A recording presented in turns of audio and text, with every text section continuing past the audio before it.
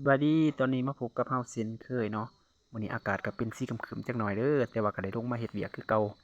ตัดหญ้าสวนกาแฟเฮานี่ละเนาะตอนนี้กำลังตัด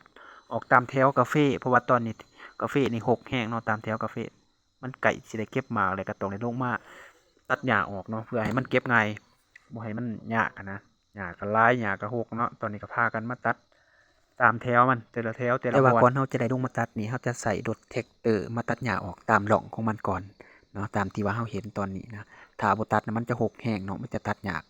ตัดหญ้าออกแต่ตามดอกมันเดี๋ยวเราจะไล่มาตัดตั้งแต่ตามกล่องกกาแฟนี่หญ้าก็หกนี่เนาะหลังที่คนเห็นนี่แหละนี่บางบอนก็บ่หกปานใดเนาะ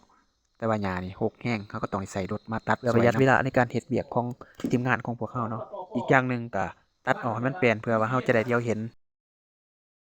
ย้านว่ามันมีงูมีหยังหั้นนะบางบอนมันอาจจะมีงูพิษงูหยังอยู่แถวนั้นตึม นี่ก็เป็นบอนที่ว่ายังบ่ทันใส่รถมาตัดตามดอกเนาะเราจะเห็นใบหญ้ามันหกแห้งทุกคนนี่ย่างเข้าไปหากัดเสียงเนาะย้านว่ามีงูมีหยังมาอยู่บ่อนหลังจากที่ว่าเราตัดหญ้าพักเมื่อยก็เลยมาเลาะเบิ่งกาแฟนะหมากดกอยู่เนาะกำลังมอจะได้เก็บแล้วอีกประมาณ1 เดือนน่าจะได้เก็บเพราะว่ามันก็เป็นฮอดฤดูที่ว่ากาแฟเราเริ่มสุกแล้วก็เริ่มเก็บส่งออกขายเนาะตามแต่ละบอนนี่บางต้นก็หลายบางต้นก็น้อยสลับกันไปเด้อทุกคนนี่กาแฟ จะยังเขียวอยู่เนาะแต่ว่ามันก็เริ่มมีหมากแดงน้ำแน่แล้วทุกคนมอเริ่มจะได้เก็บเฮาก็เริ่มเก็บไปเทีละน้อยน้ำแน่หลังจากว่าที่เฮาได้เริ่มเอาละไม้ตัดหญ้าออกแล้วก็มีแต่ท่ากาแฟสุกแล้วก็เก็บอย่างเดียวแต่ตอนนี้เพิ่นก็ยังเขียวอยู่เนาะอีกจะบ่ลุ้นแล้วก็เริ่มลงมือเก็บแล้วมาลุ้นไปว่าเพิ่นสิได้หลายปานใดปีนี้เนาะเอา